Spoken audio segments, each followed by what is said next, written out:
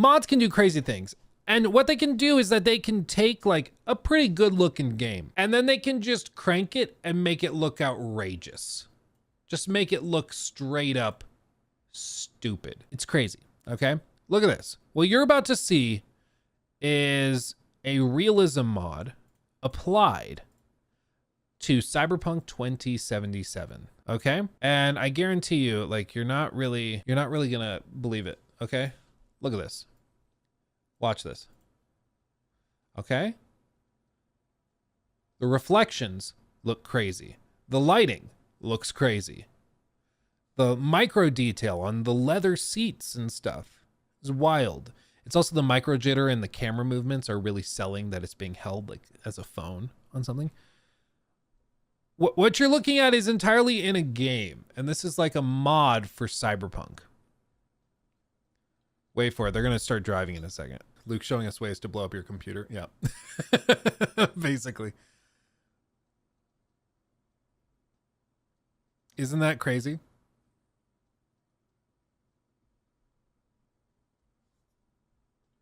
Yeah, you need that 5090 Ti. Right after this finishes playing, I'm going to try to see if they have linked information on how they achieve this. Because a lot of like the little bitty details that you're noticing that make it look really cinematic and realistic at the same time are in like post-processing effects. So the really delicate depth of field. This bokeh is really tough to achieve with most game engines. It's why you get like, I wonder if I can look this up. A game that has the artifacting really bad is like Horizon. So like in some games, you'll end up with fringing around hair. This is kind of too low resolution to really clearly see it, 720p.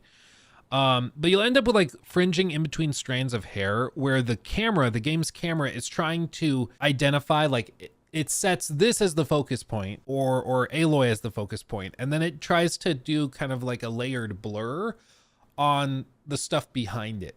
But it's not an actual like depth of field effect that's soft and like slowly gradates as it gets far away, which is why you don't tend to have in these shots like things a foot behind Aloy and then 5 feet behind Aloy. Typically you'll just have things in the background far away that are all like very heavily blurred out. In the case of this footage, it's very soft and you have different degrees of it. So you have the motion blur on the things close to the player, but then you also have the streets blurred out slightly. Then you have the focus area and then the things farther away that are still soft, but not as much, just because that's how focal lengths work. In addition, there's also really good motion blur. So you see really tight motion blur. This is one of those things where like, it might not actually feel that good to play, because especially first person games, you usually aren't looking for heavy motion blur. A lot of players will turn that off, but in footage recorded, it looks really good. Dude, my computer's starting to rev up trying to play the video. I mean, imagine if you're actually trying to play this in real time. So absolutely ridiculous. Absolutely ridiculous. Bear in mind, CDPR, this is modded, but CDPR decided to walk away from this engine and go to Unreal. So just think of what they got shown in like a private office, what Unreal could do in future versions that made them want to quit. It's crazy. I always wonder what camera movement mod they're moving. Was it applied while editing? Update for those saying it's mods. I have numerous mods installed. None of them have the subtle natural camera shake, natural camera pans, all that.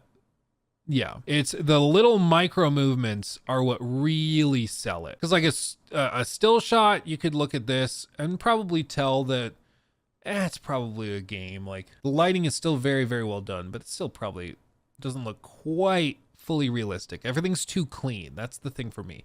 The tires are too clean. The car's too clean. There's not like dust on it or anything. And like the road's too clean. There's just little things like that that just stick out and don't seem completely legit. This looks really good because this is all scuffed up and stuff. But then you see like the actual movement and it's just crazy. Very, very well done. But I mean, this is a modded version of a game that launched, I mean, I guess the current version launched like last year. So imagine what games at the end of this gen are going to look like if this is what modders are able to achieve. Blow your mind, dude. Blow your mind.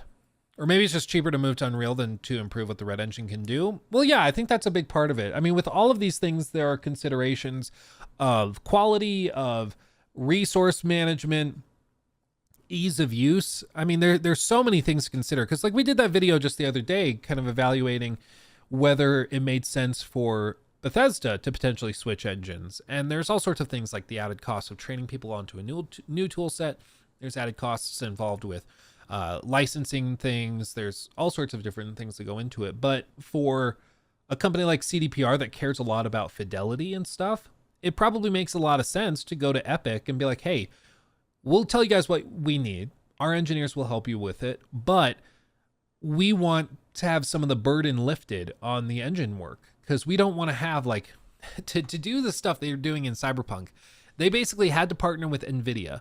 NVIDIA had to commit engineers full time to working on Cyberpunk's like overdrive, ray tracing stuff, and the path reconstruction stuff. It was like a huge endeavor, but it worked for NVIDIA because it was a graphical showcase that really sold people on the power of like the 4090 and graphics cards like that. So they got something out of it. But in the case of other studios, you know, I think it still could make sense. With this, it's just crazy though, because you're looking at it and the level of detail is so crazy. You know, this is not something I think that could run on a console like a PS5 or a Series X, but like at the same time, it's just freakishly beautiful. Now, again, I think a lot of what makes this look so good in movement and in motion are the little micro camera jitters and things like that, the delicate depth of field, the really good motion blur, stuff like that really cranks it. This footage also, I believe, is only at like 30 frames. So they're cranking the fidelity, but losing out on frames as a result. But you can see how much it adds to the presentation. But then again, like I said, I don't know how good this would feel to play. It looks great in a video, but playing it, I think if you're trying to play like a fast twitch combat sequence with this heavy emotion blur and depth of field and stuff, probably wouldn't feel that good. Looks great in a trailer, for example, but it wouldn't play very well. Won't even run on the average gamer's PC. Yeah, I mean, I would imagine that this guy, I don't know what resolutions he's running it at, but just the lighting, I mean, I can already tell you that just the lighting they're doing like under this bridge, he's got the overdrive ray tracing on. You can see the delicate shadows and all the light bouncing around under here. Like just the lighting for this is probably overdrive ray tracing. And you pretty much have to have a 4080 or a 4090 to do that at really high resolutions.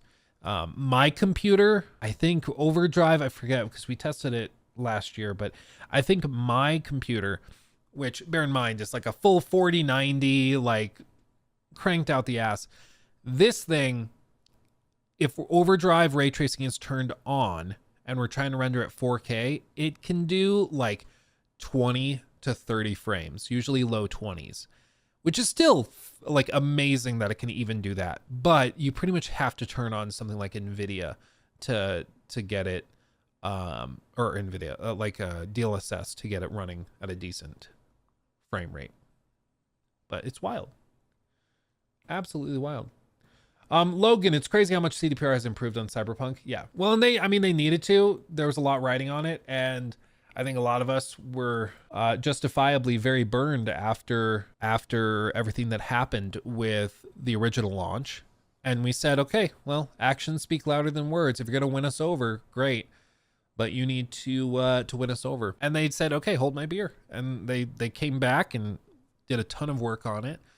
And I still don't think you should necessarily like fully forgive or forget or anything, but it's like that old saying, you know, trust but verify. It's like, okay, at this point they've shown they're capable of doing amazing things with Phantom Liberty and the updates to Cyberpunk. So even though they had a huge blunder, a major misstep with the original launch, they've shown themselves capable once again of doing some amazing work. They still burned a lot of goodwill, and they haven't, you know, released a new product from scratch since then. So we're gonna be cautiously optimistic. But I mean, Cyberpunk is a crazy, crazy game now. It just took a while and a lot of work on their part. But I would love to know what the final cost is when all's said and done. Yeah, I'd love to know. Need to see how the next Witcher looks. Dude, I can only imagine. They apparently are at full staff. They have 400 something people working on it right now, and they're grinding away. But they're at full capacity. I mean, that's the full team that they planned on assigning is working on it now, which is wild to think of, like that we're already there. He took my